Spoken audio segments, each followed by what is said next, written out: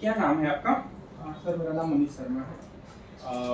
Briefly introduce कीजिए आप अपने आप को। सर मेरा नाम मनीष शर्मा है। मैं विदिशा का रहने वाला हूँ। मैंने अपनी ग्रेजुएशन जो है वो इलेक्ट्रॉनिक्स एंड कम्युनिकेशन इंजीनियरिंग में भोपाल से की है और वर्तमान में मैं विदिशा जिले में ग्यारसपुर तहसील में पटवारी पद पर पदस्थ हूँ। पटवारी हैं आप? जी सर विदिशा का पुराना नाम क्या है? सर विदिशा का पुराना नाम भीलसा है और इसके अलावा भी 2-3 नाम रहे हैं, जैसे महामलिस्थान या दसाण भी विदिशा को बोला जाता था।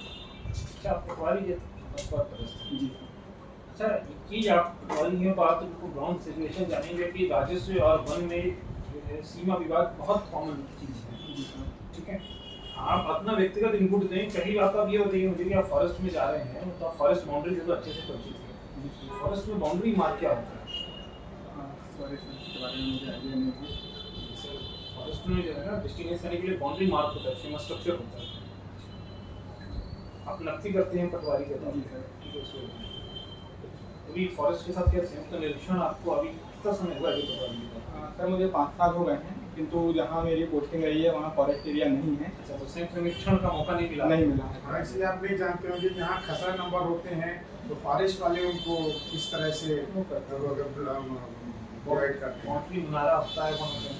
सर चूँकि अभी मुनारा तो आपके यहाँ भी होता है? हाँ, मुनारा होता है सर। जो कैसे बनाते हैं और चांदा क्या होता है? जी सर, चांदा जो होता है वो हमारा जो पुराने सीमा चिन्ह होते हैं जिनसे कि सीमांकन किया जाता है और सीमांकन पर जो बेसिकली जिन सीमा चिन्हों से सीमांकन किया जाता है, जो वहाँ पे पहले से मौजूद होते हैं जब वो हुआ था हमारे यहाँ पे कोई एक बंदोबस्त उदाहरण हुआ दो, था। कोई एक उदाहरण दो, जैसे कोई सीमा चिन्ह के लिए। जैसे सर पुराना कोई कुआं होता है तो वो जो है वो एज आ चांदा यूज़ कर सकते हैं, या कोई पुराना रोड निकला हुआ है जो नक्शे में भी है बंदोबस्त से, वो सारे जो है वो एज आ चांदा यूज़ हो जाते हैं। या कोई मंदिर है। मंदिर।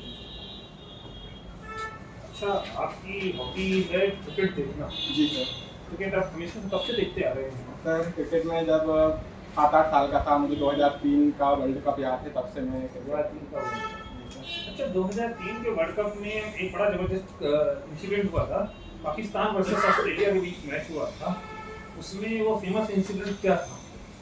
सर मुझे केवल इंडिया का जो फाइनल है वर्ल्ड कप का वही याद है और उसके बाद की मेमोरी। अच्छा, ये बताओ आप, इंडिया कितने रन पे आउट हुई थी? हाँ सर, ऑस्ट्रेलिया ने 300 प्लस टारगेट दिया था। कितना? 356 जहाँ तक मुझे याद आ पा रहा है। अच्छा, ये और टारगेट इंडिया ने क्या स्कोर किया था? और इंडिया शायद 250 के अंडर ऑल आउट हो गई थी। एग्जैक्ट आपको नहीं याद है? हाँ सर। आखिरी बैट्समैन कौन आउट हुआ था इंडिया का? तो ये भी मुझे उस दिन इंडिया की ओर से सबसे ज्यादा रन किसने बनाए? सर जहाँ तक मुझे याद आ रहा है सचिन तेंदुलकर ने बनाया। अगर आपको पता हो तो तेंदुलकर दूसरी बॉल पे ही आउट हो गया था वर्ल्ड कप फाइनल में, भी एक इंडिया का बड़ा इवेंट था और मिलियन लोगों का हार्ट टूटा था। हाँ सर, बट मैं उस समय केवल 8 साल का था तो ये चीज़ें एग्जैक्टली मुझे याद नहीं। 2007 का वर्ल्ड कप आपने देखा? 2011 का वर्ल्ड कप तो अच्छे से देखा है आपने, फिर 2000 कौन सा वर्ल्ड कप आपने सबसे अच्छे से देखा है? सर 2011 भी देखा है और 15 भी अच्छे से देखा है। आपने 11 और 15 दोनों अच्छे से देखे। जी सर। 2015 के जो है वर्ल्ड कप में, जी सर। ठीक है, एक 2015 का वर्ल्ड कप हुआ था तो उसका लीडिंग विकेट टेकर कौन था? अब इंडिया का होता तो लीडिंग विकेट टेकर कौन था? इंडिया का, सॉरी मुझे इस बारे में जानकारी नहीं। इंडिया के लिए सबसे ज्यादा रन किसने बनाए थे? सर विराट कोहली नहीं बनाया था, अगर मैं याद कर पा रहा हूँ। पक्का? नहीं सर, पक्का नहीं बोल सकते, बट जहाँ तक याद मुझे आ रहा है। आपकी हॉबी कविता, ट्रैवलिंग और क्रिकेट, तीनों में क्या समानता है? तो तीनों में ये समानता है कि तीनों को ऑब्जर्व करना पड़ता है चीज़ों को, और जैसे कि ट्रैवलिंग होता है, हम कहीं जाते हैं तो उसमें भी चीज़ें ऑब्जर्व करना होता है। कविता भी जो है वो हम अपने आसपास जो भी चीज़ें होती हैं नेचर में या फिर कहीं भी उन चीज़ों को देखते हैं, और क्रिकेट में भी जो है वो ऑब्जर्विंग का एक बहुत बड़ा रोल होता है। कविता लिखते ही हैं या कविता पढ़ते भी हैं? सर कविता पढ़ता भी हूँ मैं, जैसे पुराने जो राइटर्स हैं उनकी कविता वाचन करता हूँ मैं, और लिखता भी हूँ मुझे कविता। विशेष राइटर जो आपको प्रभावित करते हैं?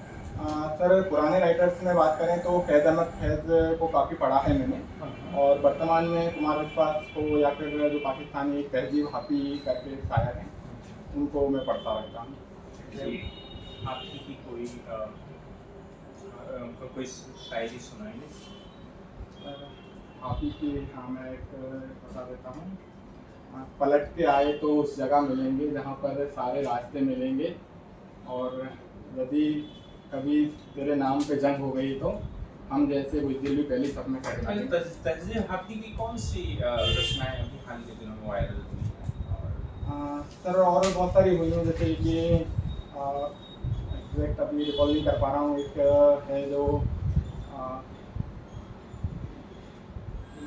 थोड़ा मेरे को याद आ रहा है। फैज़ का आपने नाम लिया, जी। फैज़ अहमद फैज़ क्यों बहुत कंट्रोवर्शियल हुए पाकिस्तान में? सर, और controversial- पूरी दुनिया में उनको एक क्रांतिकारी करके रूप में किया जाता है, नाम सर दिया जाता है। 1975 में जब जियाउल हक की सरकार थी 71 से 75 तक, तब जो है उन्होंने बहुत सारे बैन लगा दिए थे और इस्लाम को एक बहुत बड़े उस पे तौर पे देखा जा रहा था। तब इन्होंने जो है फैज़ अहमद फैज़ ने क्रांतिकारी कविताएं लिखी थी, जिनका कि पूरे मंच पे जाके जो है वो एक गायिका ने गाई थी। तो उस समय इसको काफ़ी गायिका कौन थी? सर गायिका का नाम मैं एग्जैक्ट याद नहीं कर पा रहा हूँ। कविता कौन सी थी? सर कविता हम देखेंगे। ये क्या है, थोड़ा सा सुनाइए। हाँ सर, बिल्कुल सुना सकता हूँ। हम देखेंगे, लाजिम है कि हम भी देखेंगे, जब जुल्मों सितम पे रहम करा सूली पे चढ़ाए जाएंगे, सब ख्वाब उतारे जाएंगे। सब आप सारे आएंगे। सर ऐसा समथिंग समथिंग है, अभी मैंने अभी ये मुझे बताइए 71 से 70 के बीच क्या उधर की सरकार थी पाकिस्तान में? जी सर 71 में वो आए थे, उसके बाद उन्होंने अपना मिलिट्री रूल स्थापित कर लिया था और उस समय ये सारे इंसिडेंट्स हुए थे। श्योर। हाँ सर, इसका मैं sure हूँ।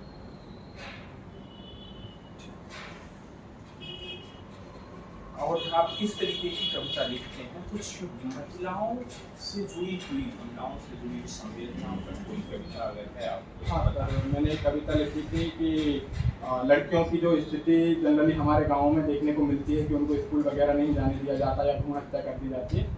उस पर एक मैंने कविता लिखी थी कि पैदा होते ही उसे कोख में ही पैदा होने से पहले ही उसे कोख में मार दिया गया, यदि वो बड़ी भी हुई तो इसे स्कूल ना जाने दिया गया। तुमने तो पढ़ लिख के उसने पढ़ लिख के जो है वो आगे अपनी बढ़ाई की, पर तुमने उसकी कभी ना बढ़ाई की। उसने अपना नाम रोशन किया लेकिन तुमने उसे आगे बढ़ने ना दिया। तुमने उसका नौकरी करना तुम्हें लगा अभिशाप है, क्योंकि लड़की होना यहाँ एक पाप है। आप पटवारी हैं, जी सर। आप फॉरेस्ट में क्यों आना चाहते हैं? हाँ सर, एक ये चीज़ है कि फॉरेस्ट में जो है वो पहले से बचपन से ही गांव में रहा हूँ, तो एज अ नेचुरल चीज़ों में मेरा ज़्यादा वो रहा है, मतलब मैं नेचर के काफ़ी करीब रहा हूँ। और दूसरा, वैसे भी देखें तो सर डिपार्टमेंट में जो पटवारी का पद है वो सबसे निचले स्तर का पद है। और चूँकि फॉरेस्ट में मैं फॉरेस्ट के कुछ लोगों से परिचित भी हूँ, उनके द्वारा वर्क एक्सपीरियंस वगैरह भी मुझे बताया गया है, तो उस चीज़ से मैं काफ़ी प्रभावित हूँ। और नेचर में रह के ही नेचर की यदि मुझे सेवा करने का मौका मिल रहा है तो इससे बड़ी बात मुझे लिए और क्या। आप पटवारी हैं, आप क्या आपके अंदर आरआई साहब हैं, नायब तहसीलदार साहब, तहसीलदार समीक्षण साहब, आप उनको देख के क्या आपको ऐसा नहीं लगता कि आप एमबीबीएस से सिविल के निकाल के आप एसडीएम हो जाएं, नायब तहसीलदार हो जाएं? आप तो उस स्ट्रीम से और अलग होकर फॉरेस्ट की तरफ नहीं सर, इसमें एक चीज़ और है कि चूंकि मैं गांव में रहा हूं और कुछ मैंने ट्राइबल्स की स्थिति गांव में देखी है, बट चूंकि हमारे डिपार्टमेंट में इतनी सुविधाएं नहीं है कि हम ट्राइबल्स या फिर नेचर के लिए बहुत कुछ कर पाएँ। बट फॉरेस्ट में आने के बाद जो है वो हम ट्राइबल्स या फिर नेचर के लिए, वाइल्ड लाइफ के लिए बहुत कुछ कर पाएंगे। आप क्या कर पाएंगे ट्राइबल्स के लिए? कुछ आप उदाहरण?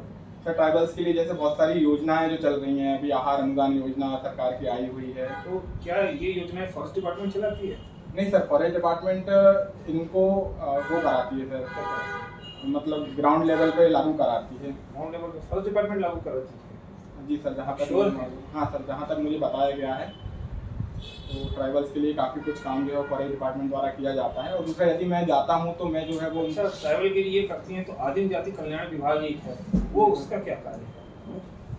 सर उसका आप अगर ट्राइबल का पूरा आप जो बता रहे हैं फॉरेस्ट करती है, तो एक डेडिकेटेड डिपार्टमेंट है ट्राइबल के लिए, आदिम जाति कल्याण विभाग। तो सर जैसे उसकी क्या वर्किंग है? फॉरेस्ट के बाहर जो होती होंगी शायद उनके लिए उनका होता होगा काम। शायद क्या होता है, या तो बाहर होता है या तो अंदर होता है या तो कुछ नहीं होता। शायद क्या चीज़ है? सॉरी सर, ऐसे मैं- अशोक का विदिशा से क्या संबंध रहा है? सर अशोका जो है वो जब यहाँ पे उज्जैन के वो रहे थे गवर्नर, उस समय पे वो अशोका ने विदिशा की जो एक महादेवी थी, विदिशा के व्यापारी की लड़की जो थी, उनसे शादी की थी। और उसके पश्चात जो है वो जैसे महादेवी विदिशा की थी तो विदिशा में ही रही थी। फिर काफ़ी टाइम तक अशोक भी विदिशा में रहे। उसके पश्चात उन्होंने विदिशा के पास में सांची में स्तूप का निर्माण भी कराया। अच्छा, आप मेरे को ये प्रश्न बताइए, विदिशा पिछले साल फॉरेस्ट से जुड़े काफी लाइमलाइट में रहा, क्या क्या कारण था? सर लटेरी में एक इंसिडेंस हुआ था जहाँ पे कि कुछ माफिया या फिर जिनको भी ट्राइबल्स भी बोला गया था अखबारों द्वारा, तो उनके द्वारा लकड़ी का जो है वो परिवहन किया जा रहा विदिशा था। के हैं, आप उन्हें माफिया कहेंगे या ट्राइबल कहेंगे, क्या शब्द का उपयोग करेंगे आप एक फर्स्ट में से? सर जहाँ तक मैं जानता हूँ अपने लेवल पे बात, ग्राउंड लेवल की, तो मुझे वो माफिया ही लोग लगे जो है वो ट्राइबल्स का रूप लेके या ट्राइबल्स की आड़ लेके लकड़ी का स्मगलिंग वगैरह करते हैं। और फॉरेस्ट डिपार्टमेंट ने उनको रोकने की कोशिश की और शायद सेल्फ डिफेंस में जो है वो 1-2 लोगों की उसमें मृत्यु भी हो गई थी। इस कारण काफ़ी लाइमलाइट में रहा था। नहीं, तो आप अगर ऐसी परिस्थिति में फंसे तो आपके द्वारा क्या कार्य योजना इस्तेमाल की जाएगी? अगर ऐसी स्थिति मान लीजिए आप एक फॉरेस्ट ऑफिसर हैं, इस तरह आपके पास माफिया अगर होगा, फिर आप क्या करेंगे? सर मैं सबसे पहले मेरी इसमें जिम्मेदारी रहेगी कि मैं अपने जो भी सीनियर्स हैं उनको इसकी रिपोर्ट दूं और उनके द्वारा मार्गदर्शन लूं, और वो जो भी मार्गदर्शन देते हैं। आपके पास सूचना मिली है 5 मिनट के अंदर गाड़ी निकल रही है अपना नेटवर्क क्षेत्र में, जी सर। आप सीनियर से पहले बात करना उचित समझेंगे या कोर्स ऑफ एक्शन में जाएंगे? सर मैं कोर्स ऑफ एक्शन में जाऊंगा क्योंकि मेरे पास नेटवर्क भी नहीं है वहाँ पे। तो मैं सबसे पहले अपने जो भी बीट गार्ड्स वगैरह हैं उनको लेके जाके गाड़ी को रोकूंगा, चेक करूंगा कि वो लोग वाकई में ट्राइबल्स हैं या फिर वो ट्राइबल्स भी हैं। तो जैसे लकड़ी का भी कुछ वो है कि किस प्रकार की लकड़ी ले जाई जा सकती है और किस प्रकार की नहीं ले जाई जा सकती है, ये चीज़ को मैं सबसे पहले वेरीफाई करूंगा। लकड़ी ले जाई जा सकती है या नहीं ले जा सकती है, आपको क्लियर है क्या होती है? हाँ, ले जाई जा सकती है कि नहीं ले जाई? अभी मैं इस संबंध में पूरी तरीके से क्लियर नहीं हूँ किस प्रकार की ले जा सकती है, लेकिन कुछ जो जलाऊ लकड़ी है वो शायद ट्राइबल्स के लिए कुछ हद तक अलाउ होती है। और यदि ट्राइबल्स उस लकड़ी को ले जा रहे हैं और यदि वो रूल्स में है, क्योंकि अभी मेरे को रूल्स का नॉलेज नहीं है, बट जब मैं एज ए ऑफिसर रहूँगा तो मुझे रूल्स का नॉलेज रहेगा, तो मैं रूल्स के अकॉर्डिंग उनको उन्होंने कहा ना कि ट्रक है, उन्होंने तो ट्रक को कहा कि उसको फॉरेस्ट लैंड में आ गया है।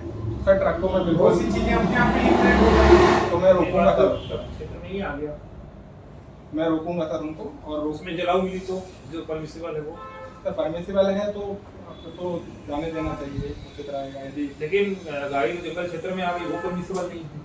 तो सर फिर वही सर, क्योंकि अभी मेरे को रूल्स का मालूम नहीं है, जो भी रूल्स होंगे मैं उनके अकॉर्डिंग कार्य करूँगा। आपने राजीव गांधी प्रौद्योगिकी से बीटेक किया हुआ है ना? राजीव गांधी के प्रधानमंत्रित्व काल की कौन कौन सी प्रमुख उपलब्धियां रही?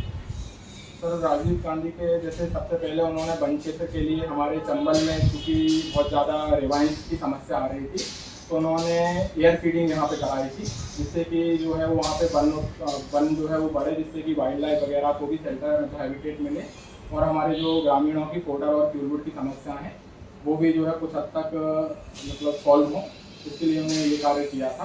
राजीव गांधी का कार्यकाल कितने साल से कितने साल? सर 1984 से 1989 तक। इस कार्यकाल की प्रमुख घटनाएं बताएं। सर मैं घटनाएं सॉरी रिकॉल नहीं कर पा रहा हूँ। कोई भी आपके जहन में हो राजीव गांधी का नाम आता है तो किस चीज से जुड़ा नाम आता है? नेशनल हो, इंटरनेशनल नेशनल हो, हो, कोई भी आप राजीव गांधी से जुड़ा, आप ये बताओ कि राजीव सिर्फ एक सिंपल से प्रश्न को उत्तर दो कि राजीव गांधी किस कार्य के लिए जाने जाते हैं? भारत में राजीव गांधी का नाम किस लिए है? तो प्रधानमंत्री रहे थे, इससे ज़्यादा उनकी उपलब्धियाँ सुनने को ज़्यादा नहीं मिलती हैं। 5 साल की उपलब्धियां सिर्फ ये थी कि प्रधानमंत्री थे, तो मतलब ऐसा कहा जा सकता है कि राजीव गांधी डायनेस्टिक पॉलिटिक्स के एक सिंबल या पपेट मार थे। ये उनके बारे में सर, उनके बारे में ज़्यादा जानता नहीं हूँ और मैंने उनके बारे में ज़्यादा पढ़ा नहीं है, तो मैं उनके बारे में उस समय हिंदुस्तान में कुछ नया हुआ हो ना हो तो लोग या उन्होंने कुछ ऐसा कार्य किया हो जो आज के वर्तमान भारत में आज भी परिलक्षित है और उनके कारण आज हम अपना हिंदुस्तान का एक रेवोल्यूशन देख रहे हैं, उसमें उनका बहुत बड़ा योगदान है। उनके किसी सर मंत्री ने किया हो, उन्होंने ट्राई किया था सर, जो अपना बाद में 73rd अमेंडमेंट एक्ट आया था जो पंचायती राज संबंधित, वो उन्होंने लेके आए थे वो, लेकिन उस समय वो पास नहीं हो पाया था। अच्छा, ये जो मोबाइल टेक्नोलॉजी है, अपना मोबाइल आप यूज कर रहे हैं, जी सर। वो किसकी देन है? हाँ सर, वो भी राजीव गांधी। जी सर। कोई उपलब्धि? इवन कंप्यूटर भी उन्हीं के द्वारा इंट्रोड्यूस कराया गया। टेक्नोलॉजी पे ये आपके टेक्नोलॉजी पे योगदान रहा ना? जी जी आपके कॉलेज का नाम ट्रूबा है, जी सर। ट्रूबा इंस्टीट्यूट। ये ट्रूबा क्यों पड़ा हुआ है? सर एक्चुअली वो जो फाउंडर्स हैं वो तिरुपति बालाजी के काफ़ी भक्त हैं, तो उन्होंने तिरुपति बालाजी को जो है शॉर्ट फॉर्म में टूडा रखा था। तिरुपति बालाजी कहाँ के हैं, किस स्टेट में है? सर ये अभी जो है वो आंध्र प्रदेश के सीताचलम डिस्ट्रिक्ट में पड़ता है। अच्छा, सीताचलम से जुड़ी एक मूवी आई थी वर्तमान नहीं सर मैंने नहीं देखी। सीताचलम किस लिए प्रसिद्ध है मंदिर के अलावा? हाँ सर फॉरेस्ट एरिया काफ़ी अच्छा है वहाँ का। और कुछ विशेष तिरुपति की बड़ी विशेषता अच्छा श्रीशैलम, ये तो श्रीशैलम हो गया। श्रीशैलम कहाँ है सर वहाँ क्या है अपना धार्मिक कोई स्थान, जी, किस सर। राज्य में है? सर श्रीशैलम भी जो है वो आंध्र प्रदेश में ही आता है और ये जो है वो मेनली एक जो अपने 12 ज्योतिर्लिंगों में से एक जो है मल्लिकार्जुन उसके लिए है और दूसरा यहाँ पे जो है एक टाइगर रिजर्व भी है मल्लिकार्जुन नागार्जुन टाइगर रिजर्व, वो भी यहाँ स्थित है। एक आपको मैं क्लैरिफाई करूँगा कि नागार्जुन टाइगर रिजर्व नहीं है, अमरावती टाइगर रिजर्व है। नागार्जुन टाइगर रिजर्व के 2 पार्ट हो चुके हैं, जो आंध्रा में पड़ता है वो नागार्जुन है और ये है अमरावती, और आंध्रा नहीं अब तेलंगाना हो चुका है, डिवाइड हो चुका है और वो अमरावती टाइगर रिजर्व है।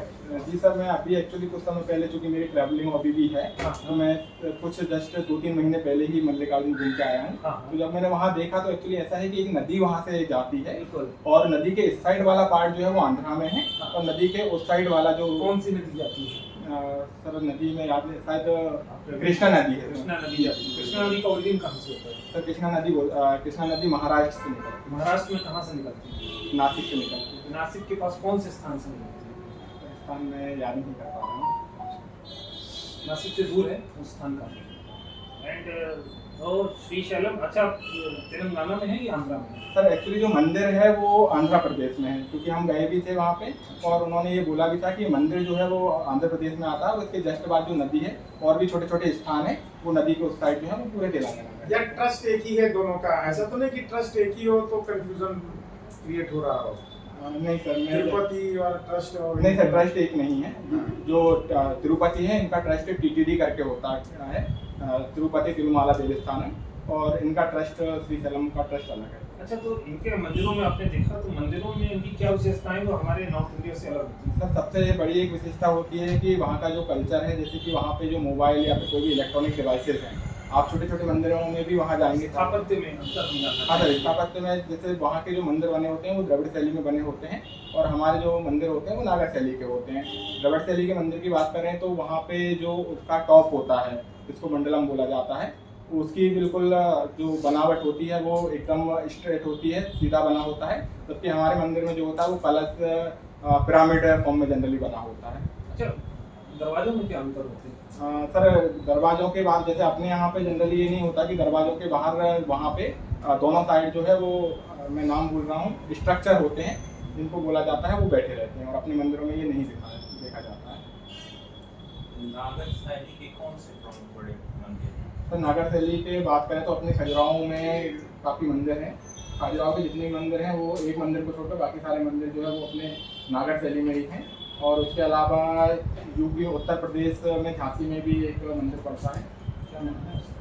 सबसे प्रसिद्ध मंदिर नागर शैली क्लासिकल एग्जाम्पल कौन सा? क्लासिकल मुझे अभी खजुराहो याद आ रहा है। खजुराहो का कौन सा मंदिर? सर खजुराहो में जैसे कि हम देखते हैं तो वहाँ पे जो विष्णु टेम्पल है, फेमस मंदिर खजुराहो का। नागर शैली का क्लासिकल एग्जाम्पल खजुराहो में कौन सा है? खजुराहो का फेमस मंदिर। मैं रिकॉल नहीं कर पा रहा हूँ नाम अभी। द्राविड़ शैली का मध्य प्रदेश में कोई मंदिर है क्या कि पूरी तरह से नागरिक? सर शैली का मंदिर जो एक है वो जनरली द्रविड़ शैली का मंदिर है। कहाँ पे है? सर ग्वालियर में। शैली के मंदिर को किस नाम से जाना जाता है? शैली के मंदिर को गए हैं, घूमा है? नहीं सर मैं शैली का मंदिर अभी तक नहीं जा रहा है। शायद गुजरी मंदिर या मान मंदिर ऐसा कुछ नाम अभी कंफर्म नहीं। ये विदिशा का प्रमुख पर्यटन स्थल है। सर विदिशा में काफ़ी जैसे उदयगिरी जो है, जो गुप्तकालीन उदयगिरी है वो विदिशा का मुख्य पर्यटन स्थल है। इसके अलावा आप बात करते हैं तो ग्यारस को जहाँ मैं पदस्थ हूँ वहाँ भी काफ़ी देखने लायक चीज़ें हैं। माला देवी का मंदिर है, बज्र मठ है, उसके अलावा 8 खंबा मंदिर वहाँ पर स्थित है। उसके अलावा बात करें तो बासौदा में उदयादित्य परमार राजा उदयादित्य द्वारा बनाया गया मंदिर भी नीलकंठेश्वर मंदिर वहाँ स्थित है। ये मेन जो है पर्यटन स्थल है। ये आप रेवेन्यू डिपार्टमेंट में हायरार्की क्या है वो बताइए। सर यदि हम ऊपर से बात करते हैं तो सबसे आप पहले नीचे से बात करें तो बॉटम आई अप्रोच आप जो है सर बॉटम लाइन की बात करते हैं तो सबसे पहले ग्रामीण स्तर पे जो है वो एक कोटवारी नियुक्त होता है जो कि हर ग्राम में नियुक्त होता है। उसके पश्चात जो है वो पटवारी लोग आते हैं जो कि एक पंचायत जिनको कि हल्का बोला जाता है उस पर पदस्थ होते हैं। पटवारी के ऊपर जो है वो आरआई राजस्व निरीक्षक महोदय जो होते हैं वो आ जाते हैं। उनके ऊपर फिर नायब तहसीलदार और तहसीलदार होते हैं जिनका कि अपना क्षेत्र बटा हुआ होता है। और उनके ऊपर की बात करें तो एसडीएम महोदय आ जाते हैं। क्यों तहसीलदार पटवारी का एसडीएम क्यों? नहीं तहसीलदार नायब तहसीलदार आते हैं। नायब तहसीलदार तहसीलदार फिर एसडीएम क्यों? सर एसडीएम तो रेवेन्यू की बात हो रही। हाँ सर एसएलआर आते हैं वैसे। सर दो अलग अलग डिपार्टमेंट होते हैं पटवारी जिनके अंदर काम करता है। एक भू अभिलेख होता है और एक राजस्व होता है। राजस्व में जो है वो तहसीलदार के ऊपर एसडीएम आते हैं और भू अभिलेख की बात करते हैं तो एसडीएम के ऊपर एसएलआर महोदय आ जाते हैं और सुपरिटेंडेंट ऑफ लैंड रिकॉर्ड जिनको बोला जाता है। और सर एसडीएम के ऊपर जो है वो अपने जॉइंट कलेक्टर होते हैं, संयुक्त कलेक्टर जिनको बोला जाता है। एडीएम नहीं होते? एडीएम होते हैं सर, दोनों की रैंक सेम होती है एडीएम और संयुक्त कलेक्टर की। और उनके ऊपर जो है वो कलेक्टर महोदय रहते हैं। अच्छा एसडीएम और डिप्टी कलेक्टर में क्या अंतर है? सर एक्चुअली एडीएम और डिप्टी कलेक्टर रैंक एक ही होती है बट जब उन्हें किसी अनुभाग का चार्ज दे दिया जाता है तो उनको एसडीएम बोला जाता है। और जब वो कलेक्टर कार्यालय में होते हैं और उनको किसी अन्य चीज़ का चार्ज दिया जाता है तो वो डिप्टी कलेक्टर। अच्छा जब एसडीएम अनुभाग में होता है तो बस एसडीएम ही रहता है और डिप्टी कलेक्टर नहीं होता है? सर रैंक उनकी एसडीएम होती है। रैंक की बात नहीं, जब वर्क एसडीएम कितने प्रकार के वर्क करता है? सर एसडीएम जितने भी विभागों के काम हैं अपने अनुभाग में वो सारे कार्य देखते हैं जिनमें कि राजस्व संग्रहण का कार्य आ जाता है, लॉ एंड ऑर्डर का कार्य भी इसमें आ जाता है, अन्य विभागों के कार्य भी जैसे कभी हॉस्पिटल वगैरह को देखना है या फिर जो नगर पालिका एसडीएम का अच्छा फुल फॉर्म आप बताइए क्या है? Sub divisional officer magistrate. Magistrate तो ये क्या हो गया? लॉ सर मजिस्ट्रेट वाला काम भी होता है और लॉ एंड ऑर्डर का कार्य भी होता है। मजिस्ट्रेट का ऑर्डर लैंड ऑर्डर का जब काम होता है तो मजिस्ट्रेट का ऑर्डर जी। होता है। जब रेवेन्यू की वसूली करता है पटवारी देखता है, पटवारी से मजिस्ट्रेट को ड्यूटी लगा देते हैं अपनी जगह, जी सर। मजिस्ट्रेट से और पटवारी से तो कोई मतलब नहीं है। सर वो उस समय एसडीओ बोले जाते हैं, सब डिविजनल राजस्व अधिकारी होता है। एसडीओ। ठीक है, आप जा, ठीक है। Thank you. बहुत अच्छा आपका